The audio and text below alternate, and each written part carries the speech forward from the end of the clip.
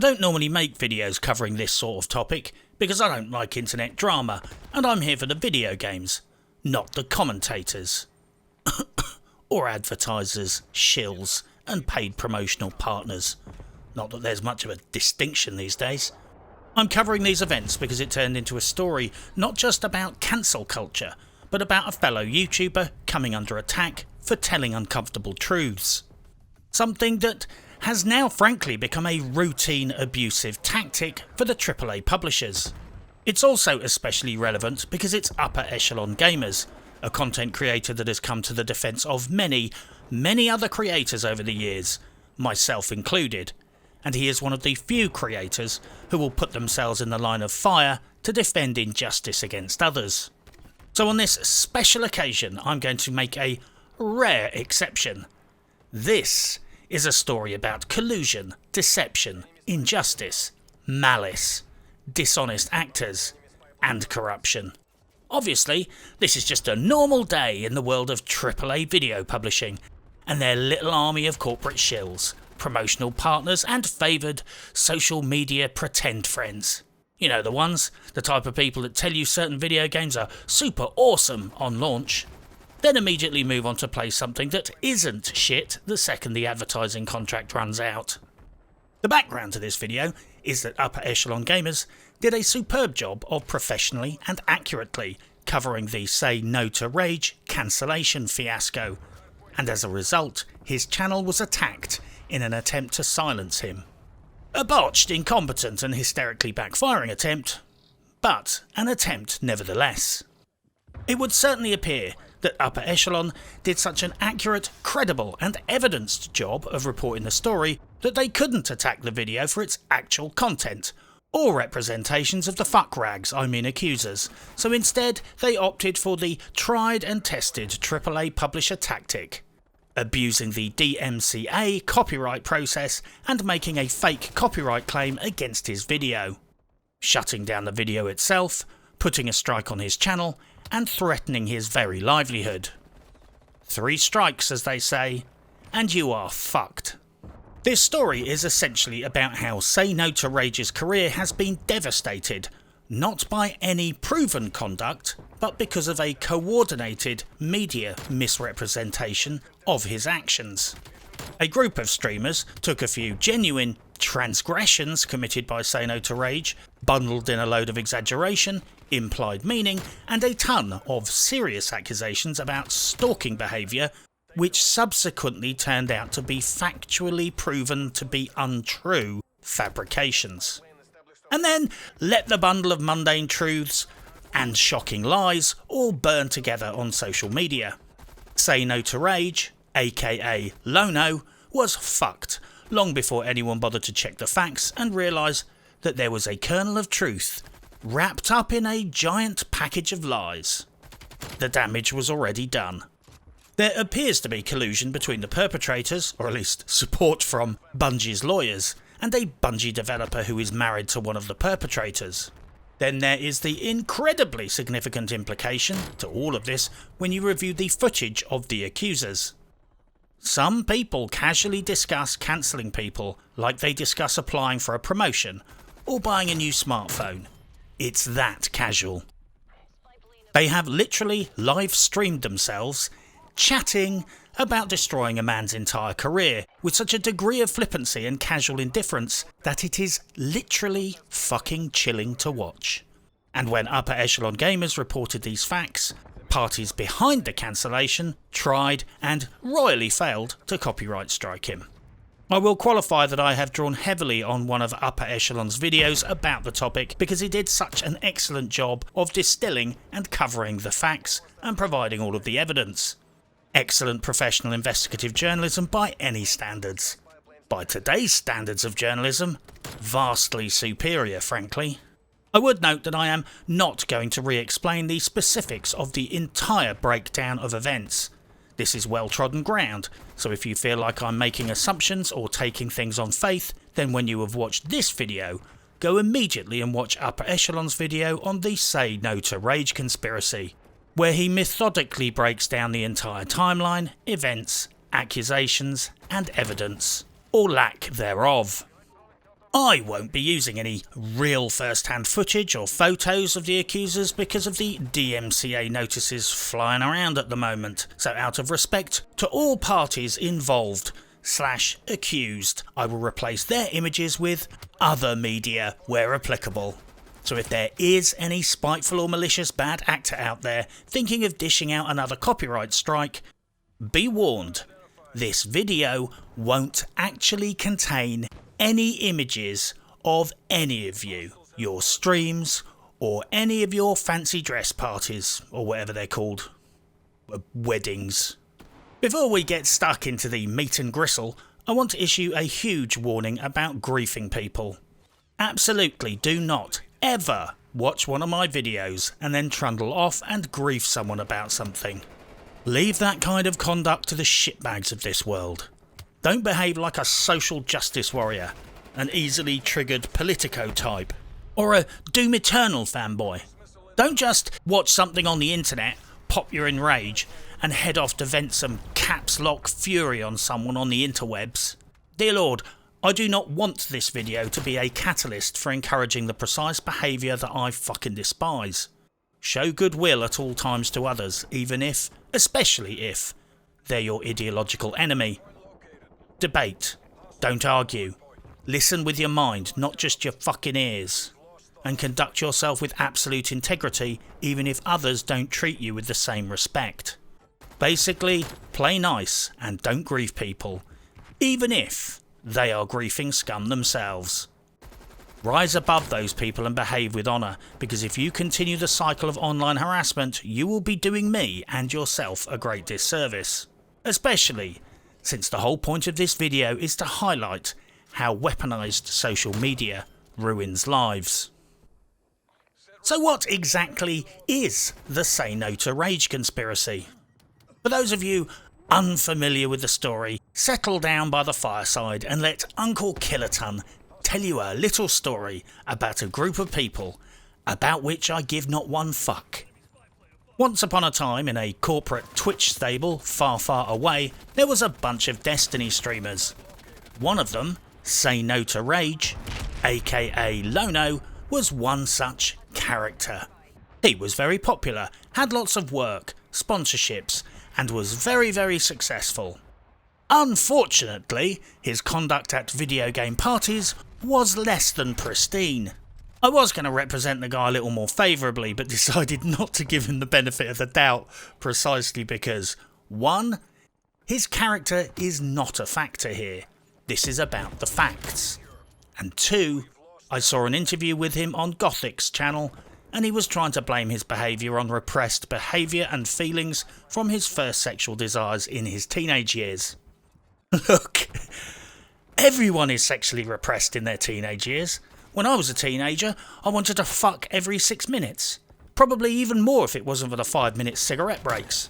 Being sexually repressed in your teens is not an excuse for what you do as an adult. If it was, then every class of teenagers with a hot French student teacher would all grow up to be sex addicts. Lono was riding the wave of success, and like lots of people who find themselves in that kind of position for the first time, he was trying to shag everything in sight. My main take on Lono's conduct is that he had a habit of going to video industry events and hitting on all the girls in the lounge. Conduct that was probably legitimately annoying to some of the girls, especially as these were work-related events apparently. Then again, it's hard to draw the line where professional conduct starts and ends when the organisers are putting on socials, everyone is drinking booze and fucking partying. Personally, I think it would be a bit rich of me to go to a work party, do 17 tequila body shots, and if someone made a pass at me, scowl and say, well, that's not very professional. I think there are more blurred lines and grey areas here than I can possibly count. But at the end of the day, if you treat every work social like you're in a titty bar, people are going to get tired of your antics. Certainly, if someone had put me in charge of organising Destiny 2 events, I would have probably dragged Lono out and told him to calm his fucking tits and stop acting like a dog with two cocks. The TLDR is SayNoToRage seem to have a bit of a habit of going to industry parties and creeping on girls. Nothing high tier, nothing that constituted a crime or indecency. From what I can tell, the complaints range from between inappropriately touching a girl's hair, touching another girl's thigh during a drunken card game, and unwelcome sexual advances, all the way down to perceived subjective uncomfortableness. And when I say perceived, I mean one person said, "He didn't really do anything with me." And another person claimed that she literally had a nervous breakdown triggered by Lono when he said, "Do you want to go somewhere more private?" So yeah, some of the complainants are grade A fucking snowflakes here. From what I can gather, he gets a bit saucy at work functions, and some of the girls quite rightly thought he was behaving like an arsehole. And please note that I use the term arsehole here quite deliberately. Not stalker, not sexual predator, not Harvey Weinstein, not serial killer, not Ubisoft manager, not Jeffrey Dahmer. He behaved like an arsehole within the bounds of law and the limits of acceptable, if not particularly pleasant, behaviour. According to the worst possible standards set by the proven accusations, he propositions girls that aren't interested, he touched a girl's hair once, he touched a girl's thigh at a drunken party once. For me personally, the worst thing I think he did was getting fruity with Princess Kitley, because 1, she wasn't interested, 2, they were in a mentoring kind of relationship, 3, Lono is married with kids. Yeah, there is that. But what their arrangements are at home is none of our fucking business. But by Princess Kitley's own admission, she felt pressured just to play along with the flirting, which kind of muddies the waters regarding what mixed messages are being sent out. She herself admitted that she was going along with it, which introduces more grey areas. I read Princess Kitley's long account, and I can see why she might feel aggrieved by all of this. But I will also note that her account is profoundly rooted in narrative and story. What I mean by that is her account slots the events with Lono into the wider trajectory of her own life story and feelings of alienation at the time. This might make sense to her, but his guilt isn't contingent on her feelings or the narrative of her life. I might say that a taxi driver was rude to me, and that set my whole week on a downward trajectory, ultimately resulting in me drinking a bottle of vodka 6 days later and setting fire to a police car again. But I can't stand up in court and say it's all the taxi driver's fault. Her account is very touching, but maybe it says a lot more about how she understands herself rather than what we need to understand as evidence. People should not be convicted and punished based on how specific people feel and interpret those actions within their own personal life narrative. One thing central to all of these accusations is that unwanted advances are now being reframed and categorised on social media as being equivalent to some kind of sexual assault.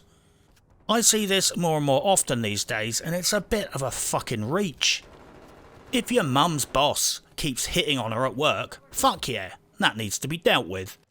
But increasingly I see self-professed victims describing a sexual advance in any context as being equivalent to an assault.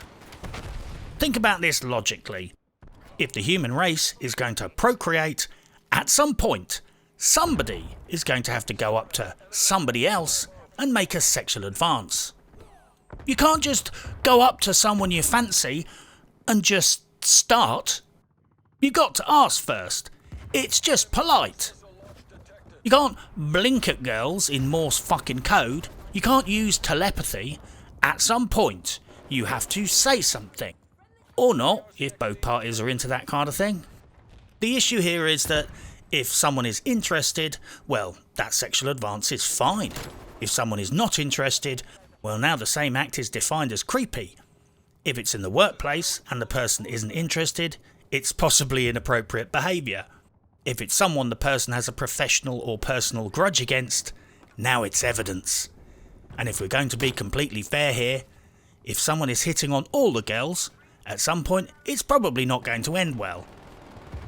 But propositioning someone is not a crime. Yet. Sometimes I honestly think people need to grow up and take a bit of sensible romantic advice from someone like me, who happens to know a bit more about human relationships than your average person. If you ever find yourself dealing with unwanted sexual advances in any setting, it doesn't have to be some big awkward deal. You just need to be mature about it. Don't go along with it, or send mixed signals. Act like a fucking grown-up, and address the issue directly and sensibly. Just smile, tell them you're very flattered, and explain that you're in a very long-term relationship with your sister. If they ask how long, just take your age, deduct 12 years, give them that number. They will not bother you again. Look, I wasn't there. Perhaps Lono is a serial killer, and the accusers are all perfect little innocent angels doing this out of a sense of justice, professional integrity and their desire for humanity to transcend corporeal form and ascend into transdimensional beings made of pure energy. But judging by the evidence, they certainly seem like a bunch of money-grubbing grifters to me. And very pointedly, I've seen more references to professional jealousy and malice directed towards Lono than any genuine concern about protecting other women. I've watched some of the livestream excerpts. Some of the dialogue is more financial than behavioural, if you feel me. On top of all of this, the situation between Lono and Princess Kitley was addressed in a message exchange several years ago. All done maturely, and according to most parties involved, he gave himself a kick up the arse and apparently started behaving properly at these events. So yeah, there is this factor too. This is primarily historic shit that he stopped doing after he got a spanked bum. To compress a fuck ton of events and history, a legal team checked into these events and Lono's conduct and found absolutely no reason to take action. But I'm not here to defend Lono. He's a married dude, apparently hitting on girls at video game events, so he can sleep in whatever crusty bed he made for himself. I will just move on to last year, where spontaneously, a bunch of female Destiny streamers, in concert, and at the same time, launched a coordinated social media Me Too style napalm attack on Lono, deliberately designed for maximum damage and also including testimony and support from people who later admitted they didn't think he was actually that bad. Then a whole load of stalkery additional accusations were thrown in to add flavour to the very, very watery pot. Stalkery accusations that, unfortunately for the accusers, have all been evidentially, factually and strictly discounted as absolute bullshit and lies. And I'm talking about the event organisers themselves turning around and saying, nah, that ain't true. A raft of supporting accusations involving Lono were proven to be fucking untrue. Going to an event where he was banned? Untrue. He was never banned. Stealing an event pass? Untrue. On arrival, they gave him the pass. Trying to book an event slot to coincide with another streamer? Untrue. The organisers assigned the damn slots. Primarily, the only proven charge is that the dude creeped his female friend out, and this situation was addressed and resolved in a private exchange, which remained private right up until Princess Kitley splashed it all over the fucking internet during the cancel culture orgy. Creeping someone out and apologising is not a crime. Fuck, I creep everyone out. I creep the fucking postman out. He even told me. There's this really strange looking woman at our local shop. She creeps me out. She's got like 8 kids. Smells strange, and she's got an ear tattoo, and she flirts with me every time I go in there. Creepy? Yeah, kinda, I guess. But I'm not going to try and get her fucking fired. I'm just gonna get my booze, my copy of Girls and Corpses magazine, give her a wink, and go home. If she turned up on my doorstep at midnight, yeah, then I would call the police. Possibly. Possibly not. And that is a critical point here. Lono may have done the creep out stuff, but the whole turn up on the doorstep at midnight stuff is untrue. He made unwanted passes at women at work events. He was very sexually flirty with at least one girl, perhaps more. Possibly all of them. He made certain women feel uncomfortable. I certainly think that the guy's behaviour demanded some kind of intervention. If he was uninvited from one event because of his behaviour, well, fine. I'm not here to defend him. As I said, he certainly seems capable of behaving like a fucking asshole. But what actually happened to him was this. He was accused publicly for some stuff he did, with a huge side order of exaggerated and factually false claims thrown in. Twitch banned him based on the accusations. Note, accusations. They stated that they take the accusations very seriously, but apparently don't give a shit about the retractions, false accusations, and the facts that later came to light. Then he got a developer ban from Destiny, with Sarah Daniels' husband, a developer at Bungie, tweeting "bye bye" at the time. Yeah, you heard that right. It seems that one of the accusers is married to one of the co-conspirators. And then when Lono tried to move his career to another game, everyone started reaching out to Outriders and trying to sabotage him there in advance. They are chasing this fucker down to the ends of the earth and maliciously trying to drive him out of the industry. The key takeaways here are this. I am defending Upper Echelon Gamers' right to report accurately. I am not defending Lono's decision to hit on all the girls. But even if he did all the things levelled against him, destroying his career is disproportionate punishment, and he didn't do all the things he was accused of. Continuing to destroy his career even now and trying to drive him out of the industry is disproportionate punishment. Being annoying at parties is not a hate crime. I do that all the fucking time. The people doing this have no authority to inflict this punishment, and for the record, factually, many of the accusations against him have been disproven, just like some of the claims made by the accusers that this was not a coordinated social media attack have been factually disproven. It was planned, coordinated, and designed to destroy Lono's career. A group of streamers gathered whatever evidence they could, decided it wasn't enough, so they chucked in a truckload of bullshit and drove it at his career. This is professional revenge, gift-wrapped as Me Too. There ain't no justice in this social justice. So here we are, one creepy guy and a bunch of dishonest girls. And the plot thickens. This is where Upper Echelon Gamers steps into the fray. He made a superb video about this whole fiasco where he pointed out many significant issues. And here are just a few. The main accusations against Lono have been resolved amicably, investigated, and it was assumed that was the end of it. Many of the other accusations were anecdotal or unsubstantiated. One of the other accusers had admitted on a live stream that her claims were of insufficient merit to complain.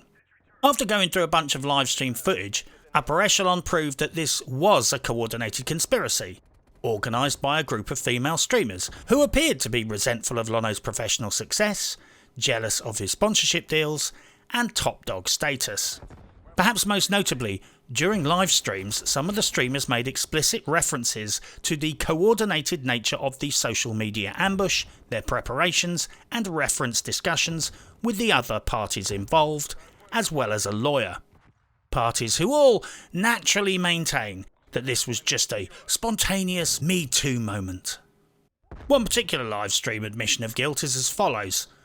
Please note that to avoid legal complications, I've had to make a dramatic reconstruction of the live stream with said streamer, whose identity will be withheld. This clip is strictly for dramatic purposes and should not be viewed as a factual representation of what occurred. Please watch Upper Echelon Gamers video for the actual live stream footage. Hi, I am a lady gamer. I have a face. I paint on it with face crayons so I look pretty, and boys give me money. I play video games on the personal TV computer. My favorite color is Spangle. SayNoToRage has a really nice career. Me and the girls have been talking about this for weeks. Because he just got another fat sponsorship deal.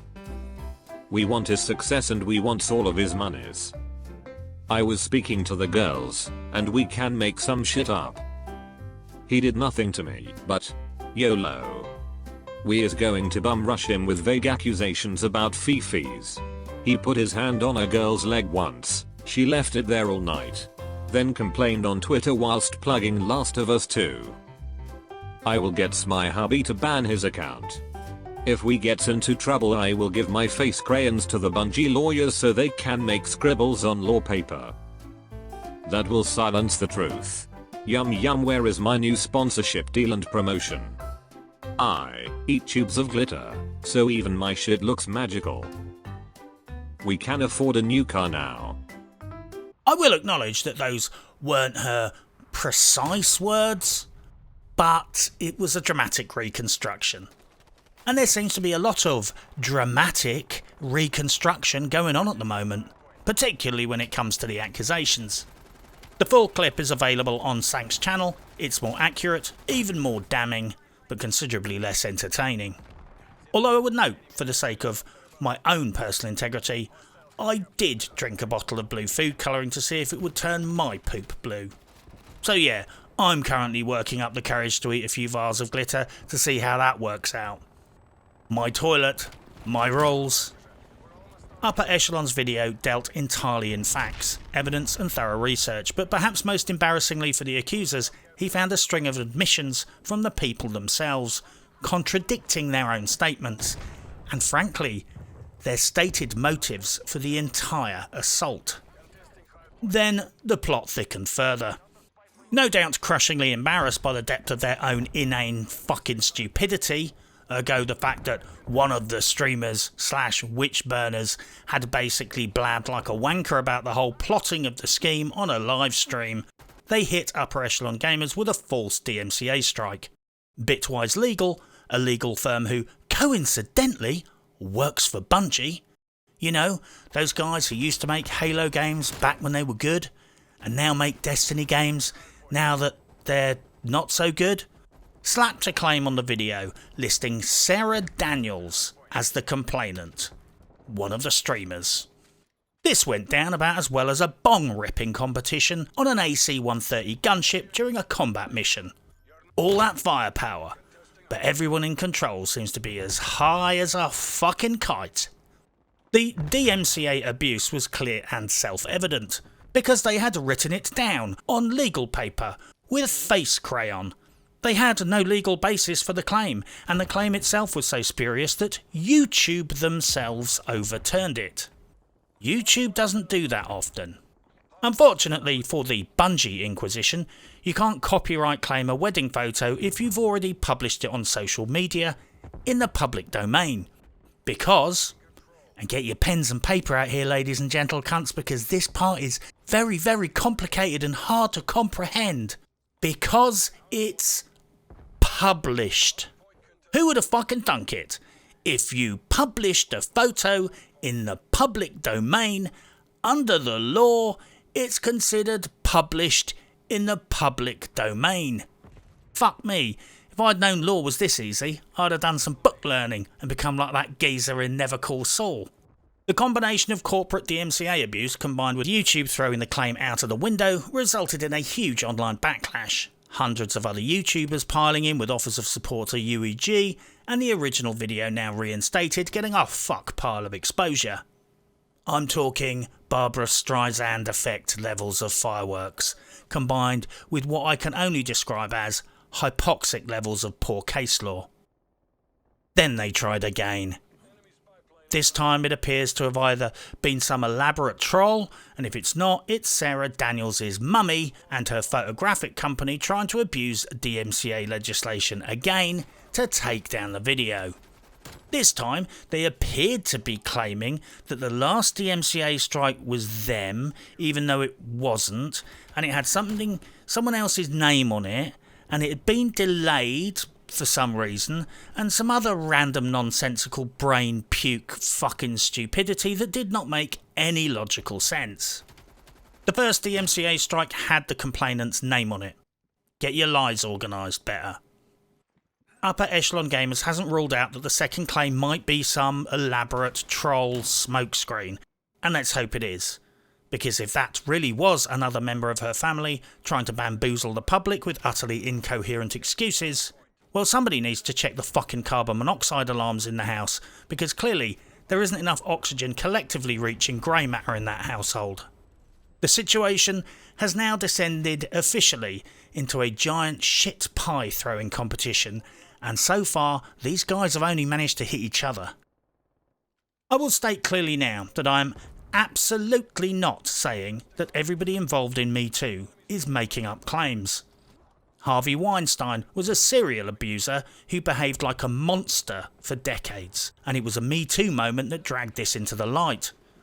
Christ, if Weinstein did precisely what he did in a different context, as in he wasn't incredibly rich and powerful, he came from a bad neighbourhood and had a typical public defender, he would probably be serving multiple life sentences and would have been arrested and charged decades ago.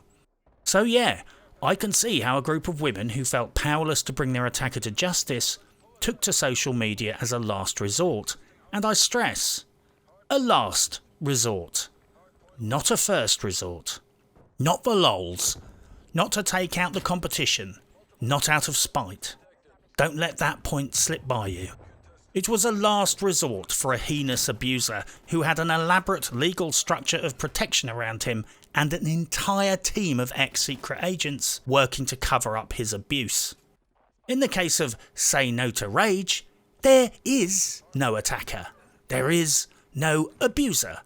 There is no crime. There is no need for retribution. There is just some dude who hits on girls. It's not quite the same tier of moral crusade, really. You see, when you take your case to the jury of public opinion, you are acting as judge, and letting randos on the internet act as jury and executioner. You also appointed yourself to be in charge of the evidence locker. You're also the public prosecutor and spokesperson for the press. There is no burden of proof. Fuck, you don't even need proof. Newspapers and TV channels are very careful about false accusations because they get sued for millions when they commit slander or libel.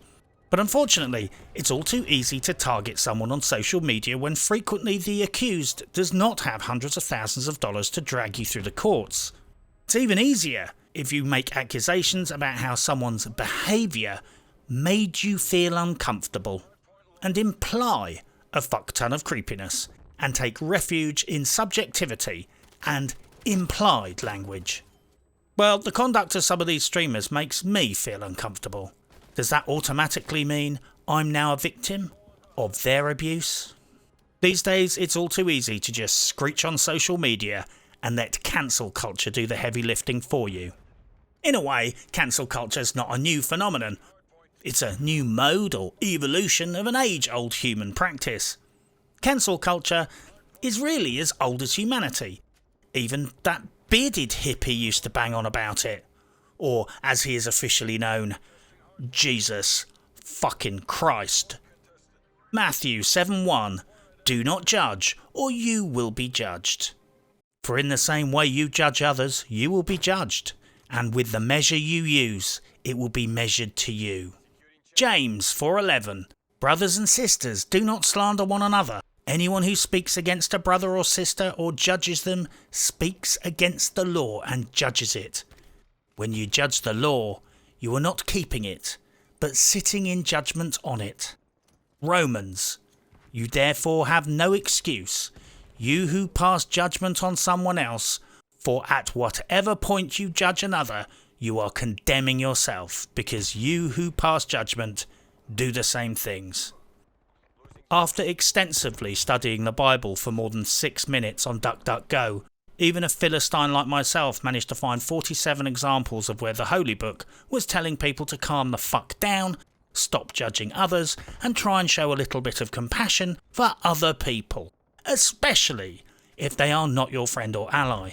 So I guess, in some form or another, cancel culture can be traced back historically for at least 2 millennia.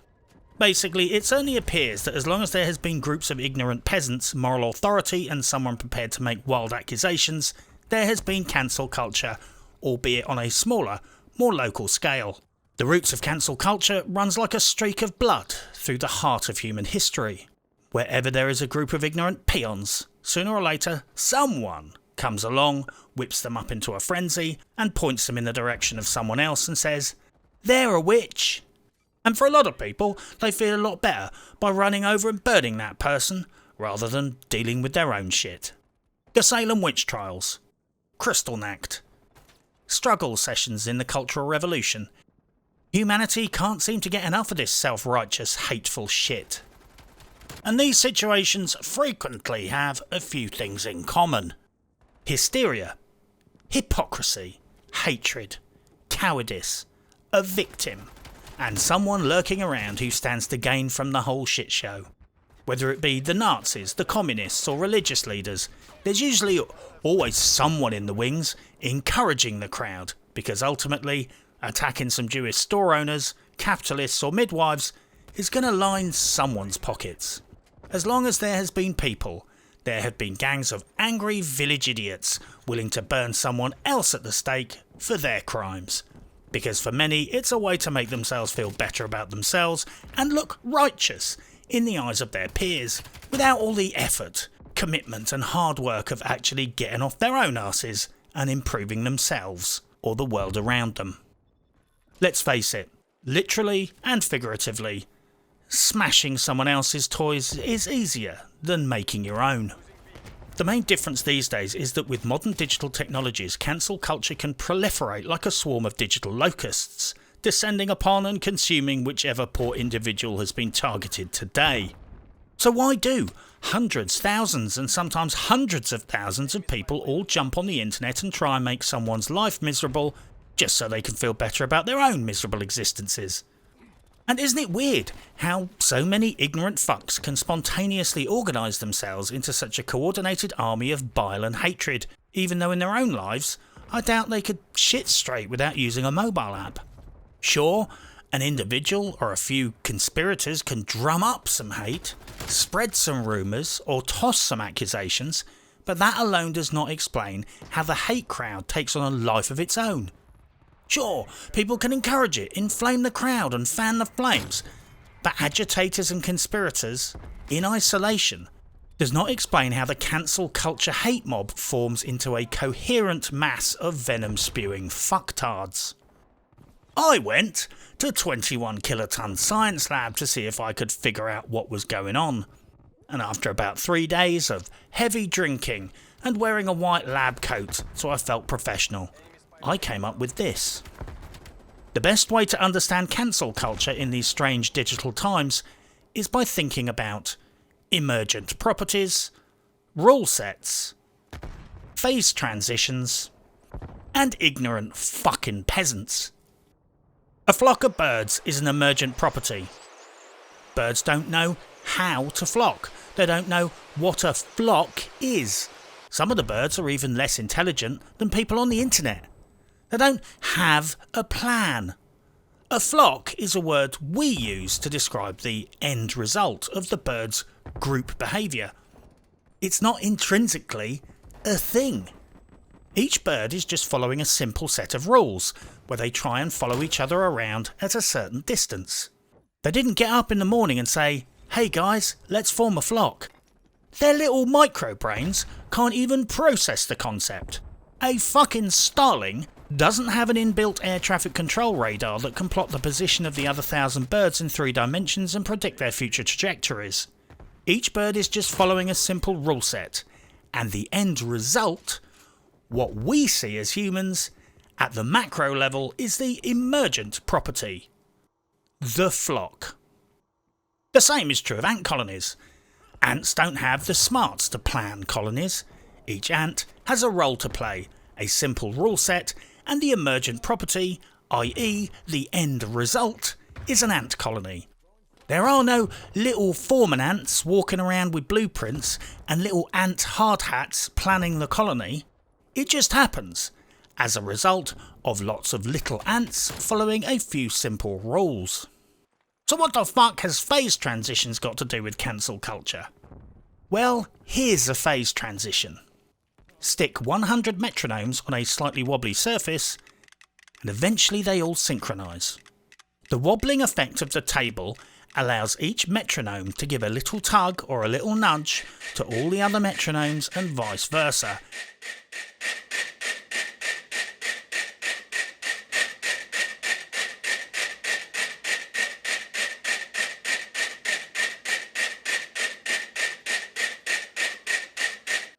Averaged across all the metronomes, eventually this results in all of them falling into sync. The migration of witch-burning angry villagers onto the internet has allowed a basic human behaviour to be magnified, amplified and synchronised to a previously unseen degree. It's the digital social media equivalent of metronomes on a wobbly table. You just need someone to sufficiently publicise some real, perceived or entirely fabricated crimes, and if the touch paper lights, you get fireworks. You just need one big fat metronome in the middle exerting a disproportionate force on the collective mass of little mindless metronomes. The combination of people following very low IQ rule sets of outrage and the habit of things in a system to become spontaneously synchronised because of the slight influence they all exert on each other, and suddenly your collective mass of angry peons has coalesced into a coherent angry mob, working in synchrony and fueling the group anger. Just give people a reason to be triggered, throw it out on the internet and watch the shitshow coalesce. And let's face it, the modern social justice movement has provided a lot of people with ample reason to be triggered for increasingly more trivial and pathetic reasons. And what is even more sinister is that often these cancel culture events seem to have an agenda. Therefore, the people following it are being manipulated on top of everything else.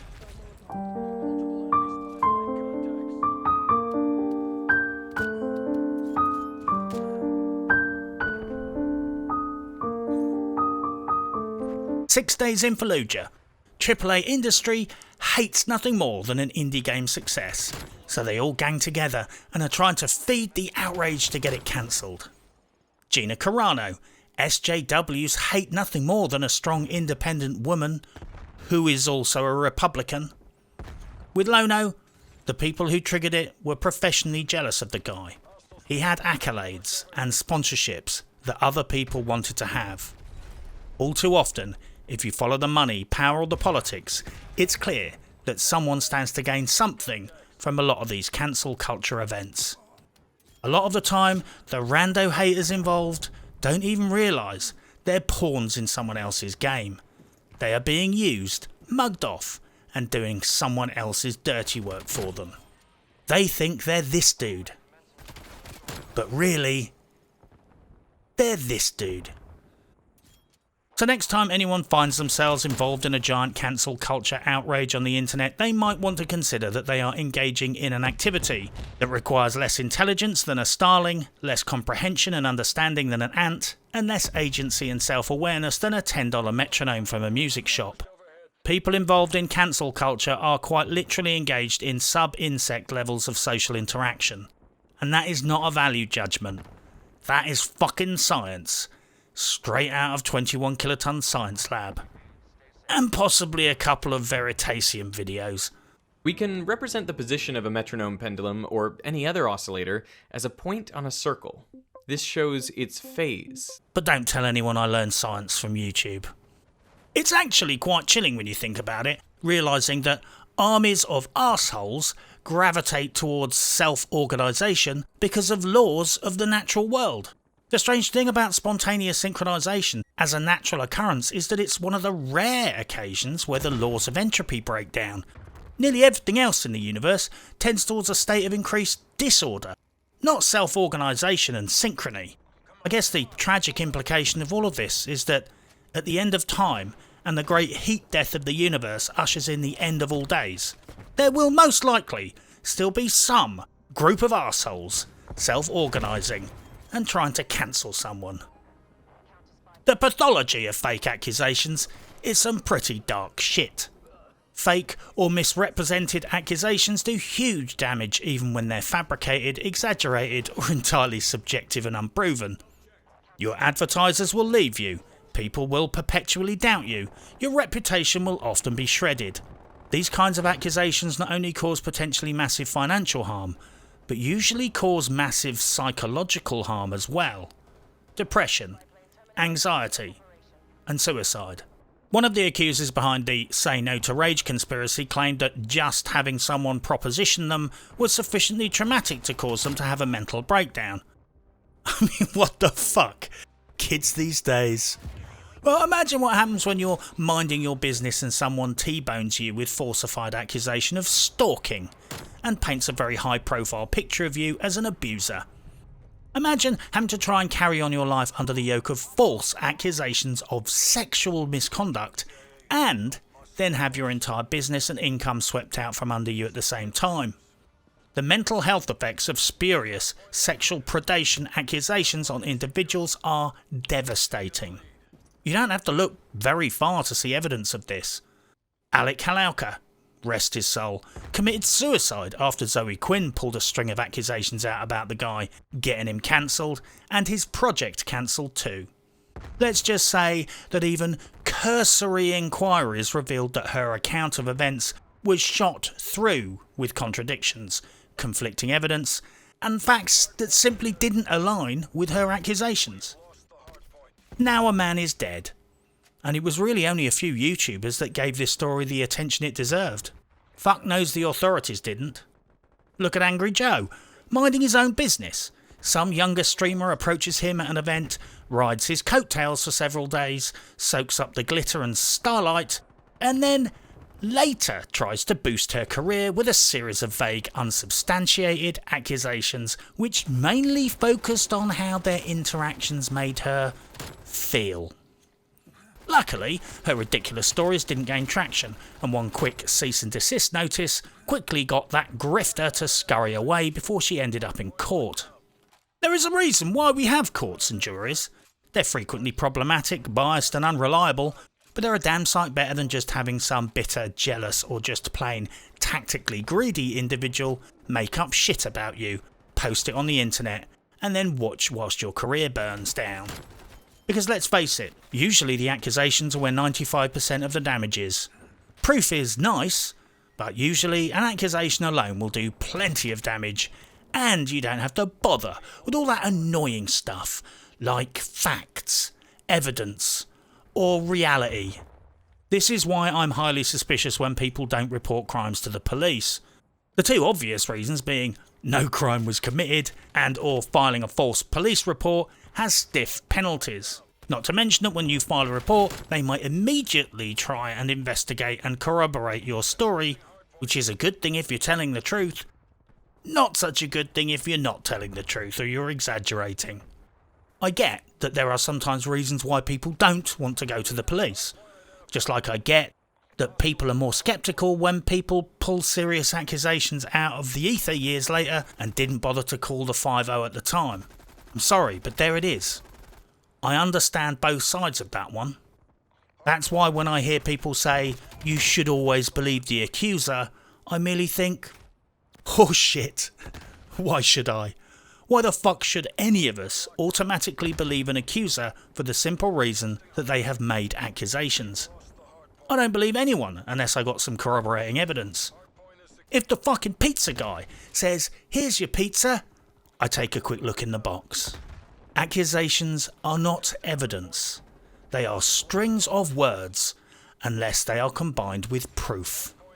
I'm not saying for a single second that accusers are to be treated with scepticism. I'm saying that everyone should be treated with scepticism. I'm saying that if someone pulls out a string of wild accusations, I want to see some supporting evidence before I will give it credence. I'm especially sceptical if, like in the case of Lono, the evidence contradicts the claims. If you show up at my house naked with a futuristic anal probe trailing wire out of your ass, smelling like ozone with radiation burns and your eyebrows have been shaved off, I will probably believe you when you claim you were abducted by aliens. But if you show up at my house at 3 o'clock in the morning smelling of moonshine with a crack pipe in your hand, I don't think it was aliens that abducted you. Possibly it was your dealer. And it probably wasn't an anal probe. In the unauthorised biography of David Cameron, Call Me Dave, co-written by Parliament member Michael Ashcroft and journalist Isabel Oakeshott, Ashcroft basically settled an old score by accusing Cameron of sticking his todger in a dead pig's mouth as part of some party shenanigans. The logic here appears to have been simple. It doesn't matter whether he did it or not. What matters is that now people are wondering if he did it, and some people will decide he did. Some people will think about the pig every time they look at David Cameron. Maybe Cameron will actually have to deny he put his todger in the pig's mouth, live on TV. I guess that episode of Black Mirror was more prescient than anyone realised at the time. Even I have had to deal with this kind of shit. In the early days of the news dump, when I used to regularly cover The Division, one day someone showed up on the Ubisoft-run corporate subreddit of lies, advertising and misinformation, using a sock puppet account, and very articulately posted accusations about me, claiming that the intro music on my video was Jump Jim Crow, and I was a dyed-in-the-wool, bedsheet-wearing, rope-swinging racist. Get me a rope and find me a tree. Okay, I'm out. Normally these kinds of accusations would be immediately blocked, but you know, Ubisoft conveniently turns a blind eye if people are shitposting about me on forums or on the subreddit. Well, until they banned my name from being even mentioned on the subreddit at least. My point is that the introduction music to my videos is YouTube rights-free music. I am not a racist. Far from it. But nevertheless, to this day, all these years later, I still run into people who continue to spread this rumour without realising that it's deliberately, falsely propagated, orchestrated and Machiavellian lies. Sadly, almost certainly originating from a certain AAA publisher's PR stable. So yeah, if there is anything you take away from this, accusations alone wrecks lives. Ask why the accusers did not go to the police if a crime apparently occurred, ignore bullshit about subjective feelings and stick with facts, and perhaps most significantly, I totally think David Cameron stuck his cock in that dead pig's mouth, probably more than once, and I assume he enjoyed it. Kids at those posh schools do all sorts of crazy shit. Allegedly.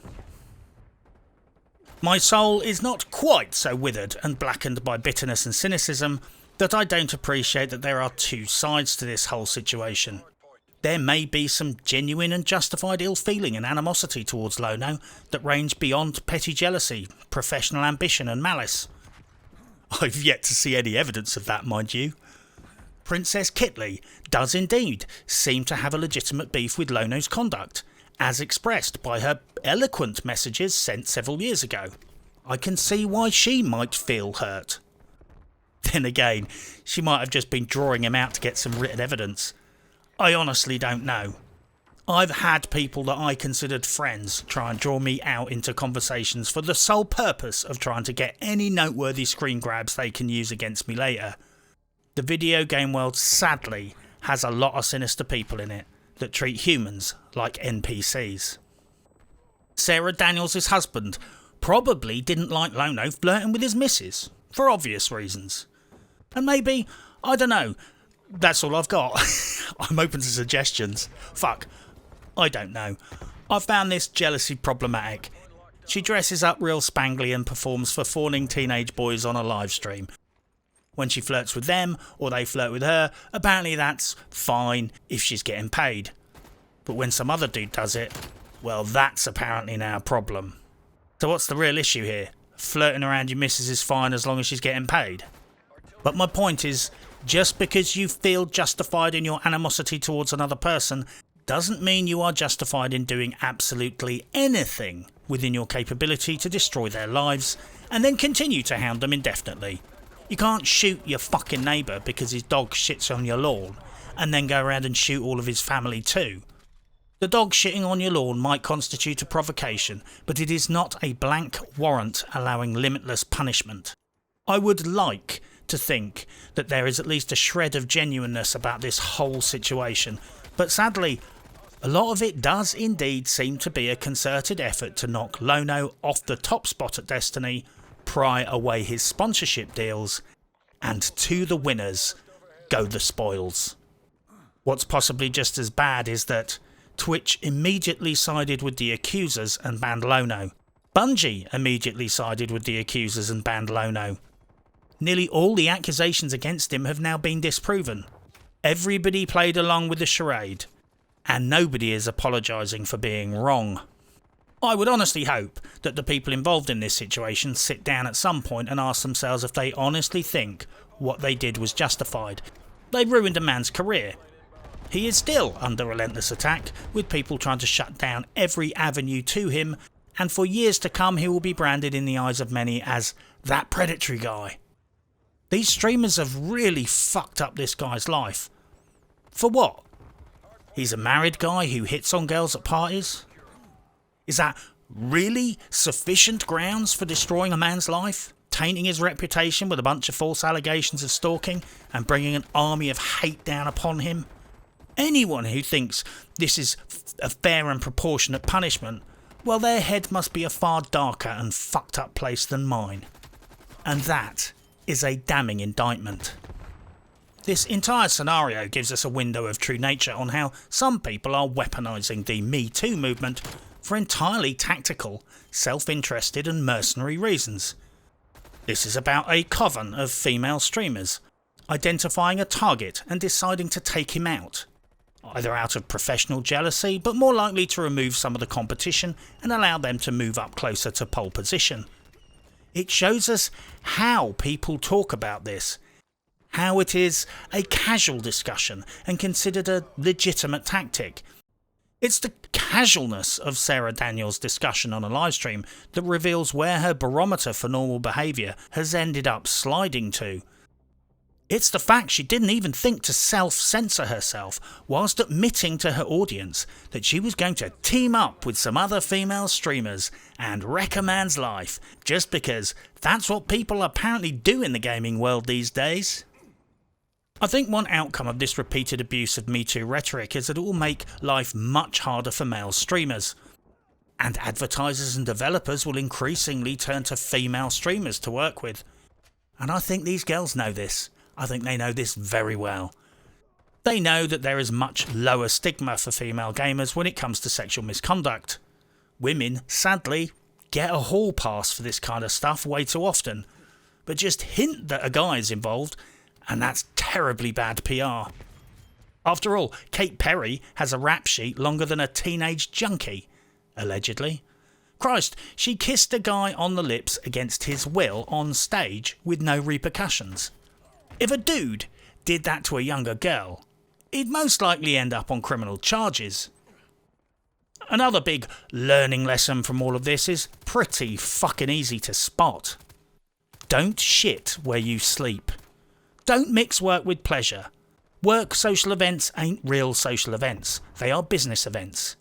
Any fool who works in the industry, who goes to gaming events and industry parties is playing with fire. There is a reason why foreign governments target politicians at social events and try and honey trap them. Stay the fuck away from gaming social events unless you are stone cold sober and there is always a witness present. Because in these strange times, if you honestly think you can party on company time without risk or consequences, then you are a fool. It's also worth pointing out that don't shit where you sleep cuts both ways. In an industry or profession, people need to try and be aware of how their conduct affects people around them. If you are someone's boss, mentor or employer, there are going to be power disparities there. People do allow inappropriate behaviour to go unchecked because nobody wants to confront their boss or challenge their friend or mentor and potentially cause fallout. But there is one simple cure for all of this shit. If it's a professional situation, there is money on the table, and you are with people from your industry, keep things strictly business for fuck's sake. I'm not going to be the judge of Lono, nor decide where the boundary between flirting and sexual advances lies. Perhaps, as one person described it, Lono is guilty of nothing more than hitting on girls that were not interested. Perhaps he creeped a few girls out, Perhaps he's a fucking alien lizard beast sent from planet Zarg to infiltrate the video game industry. I don't give much of a fuck, really. He's not a sex felon. He's not done anything criminal, nor anything that constitutes harassment, and the bulk of the accusations are now proven false.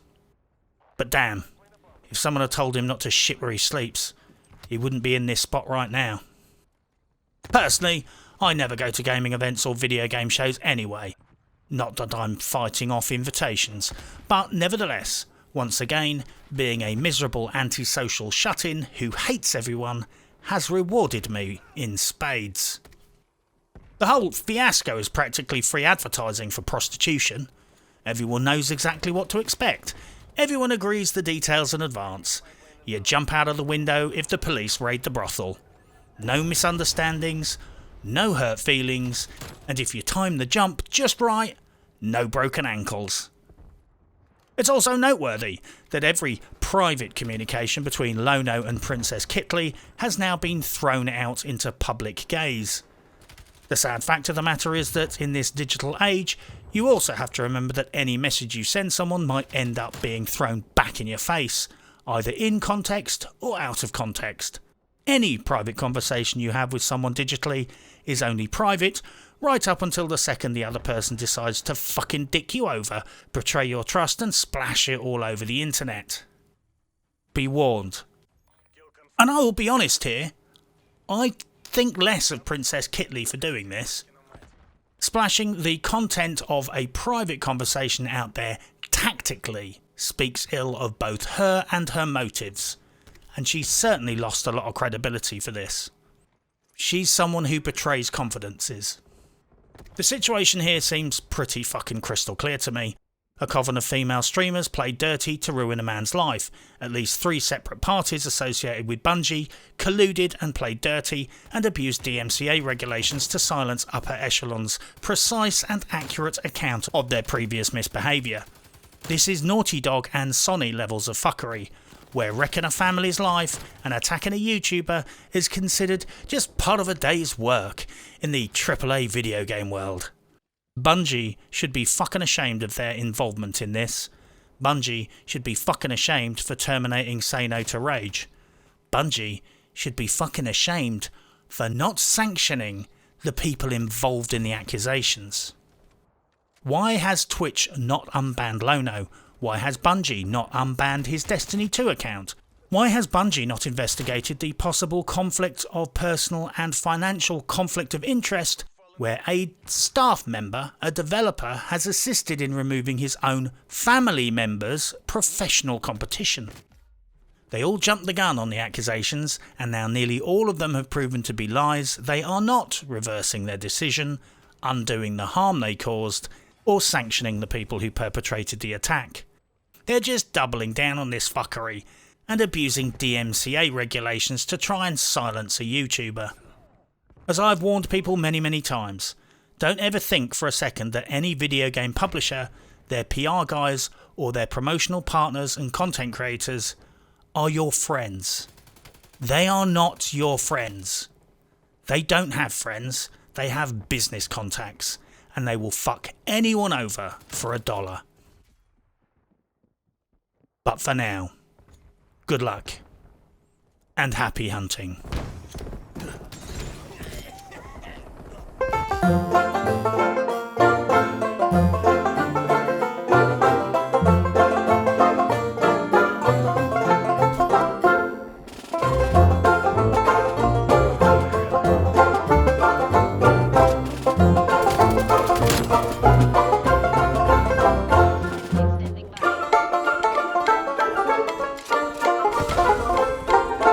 Standing by.